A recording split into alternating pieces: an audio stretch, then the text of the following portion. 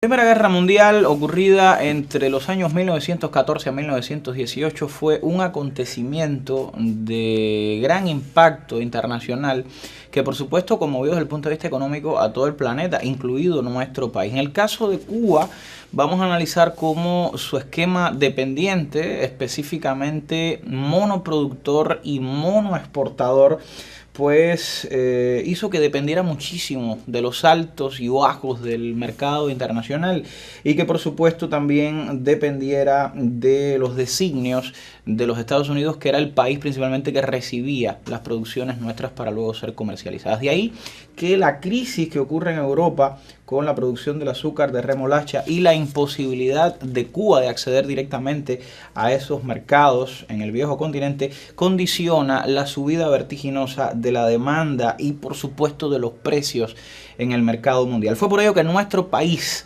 se convirtió a través de los Estados Unidos en uno de los principales abastecedores de azúcar de todo el mundo, y Sagua la Grande y su puerto pues jugaron un papel importantísimo durante esos años en todo el país. Por eso hoy vamos a conocer qué pasó específicamente en la ciudad de Sagua la Grande durante esos años en que transcurrió la Primera Guerra Mundial, y aquí pues hubo vacas gordas.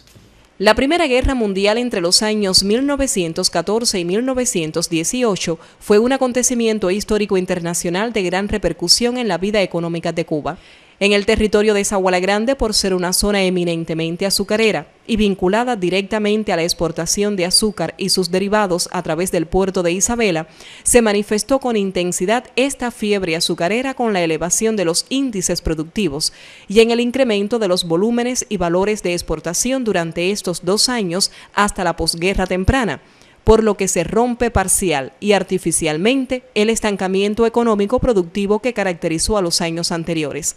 Respecto a la producción de azúcar, los dos centrales elevaron considerablemente el volumen de toneladas producidas.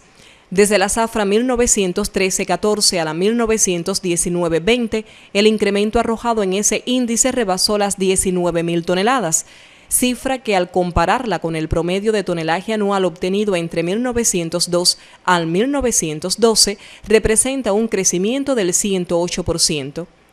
Pero aún más significativo fue el aumento del monto de valores alcanzados por concepto de exportación, pues el precio del azúcar en el mercado mundial se multiplicó en 4 veces estos años, elevándose el valor de las exportaciones, particularmente por el puerto de Isabela de Sagua.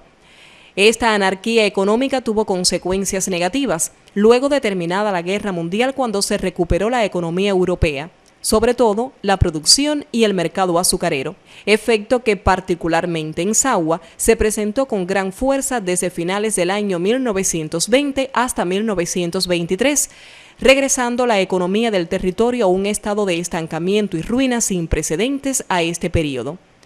El colapso afectó a los sectores económicos, situación aprovechada por los monopolios y capitales yanquis para aumentar su control y dominio sobre la economía sagüera. Al desatarse la crisis, muchos propietarios de empresas, compañías y bancos se arruinaron por no poder pagar los intereses de préstamos perdidos para enfrentar la fiebre azucarera de los años de la Guerra Mundial y no obtener ganancias al estancarse la producción y el comercio. Por ejemplo, la empresa exportadora de azúcar, García y Amézoga, y la Morella Juria, radicados en Isabela de Sagua, quedan en manos de la Casa Fernández.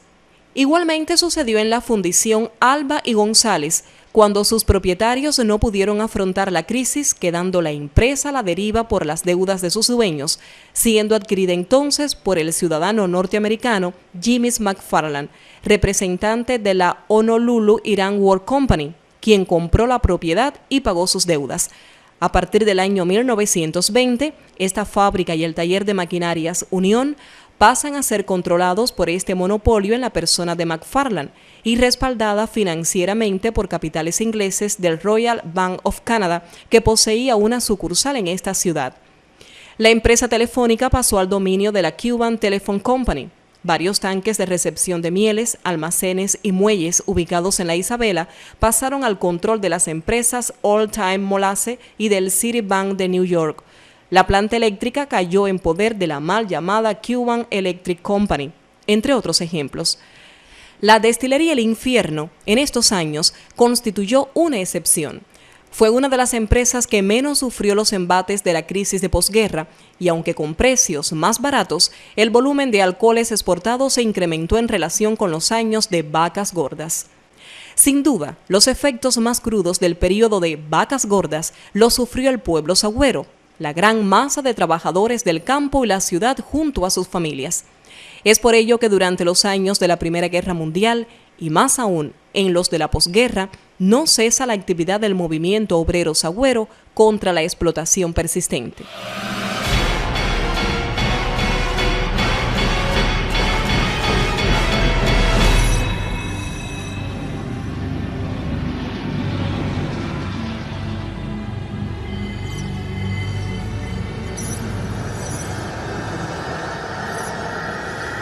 Nuevamente llega a nuestro espacio el doctor Raúl Villavicencio Finalé con su gustado segmento Sagua Viva y este ciclo que tanto ha llamado nuestra atención y nuestro interés, dedicado a grandes personalidades que nacieron en esta la villa del Hundoso. Bienvenidos a la sección que ya de costumbre nos permite reunirnos para hablar de la historia de Sagua la Grande, realizando en este momento un ciclo sobre figuras célebres que han hecho grande al pueblo de Sagua la Grande. Hemos primero referido a los que no eran sagüeros o nacidos en España, que de una forma u otra radicaron acá y hicieron mucho por Sagua la Grande. Hoy traigo la figura de don Rodrigo de Bernardo y Estrada, ingeniero civil y agrimensor, que mucho contribuyó a la urbanización de Sagua la Grande. Una figura que dejó su sangre en otras figuras de este pueblo, que también hablaremos de ella en su tiempo y que fueron famosas también.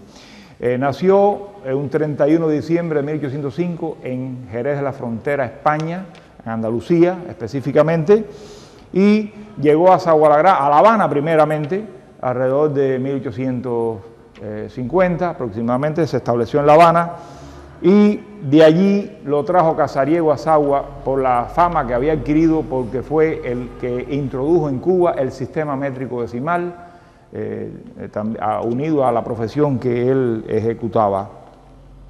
Casariego lo trajo a Sagua, era una figura y que con la intención de mejorar la urbanización de la ciudad. En 1860 publica aquí, desde Sagua la Grande, un manual de agrimensuras cubanas, del cual el museo atesora los apuntes que se hacían al respecto para publicar el libro.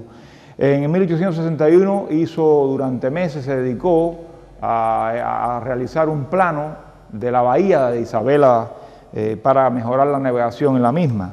En 1872 hizo el famoso plano de Sagua la Grande de esa fecha, que lo hemos utilizado en incontables ocasiones acá en los programas, que permitió con ese plano enderezar, por decirlo así, las calles de Sagua la Grande con el caos que ya hemos hablado también acá. Es decir, de Salvador Herrera en adelante, las calles de Sagua serían rectas a partir del plano de Estrada.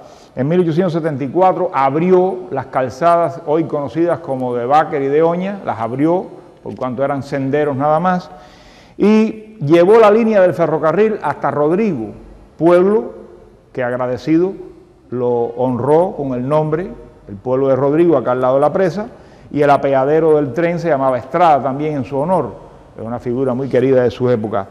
Además va a ser el abuelo de Jaime Prats Estrada, también el padre de Rodrigo Prats, que tuvieron también relevancia musical en el pueblo de Sagua la Grande.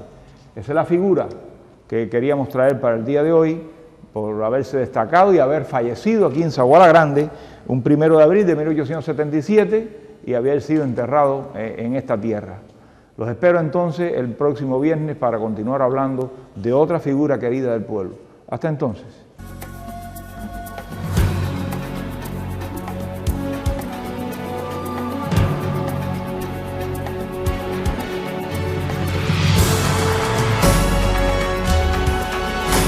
La semana próxima tendremos muchas razones para hablar de la historia del pensador sagüero y universal Jorge Mañach Robato.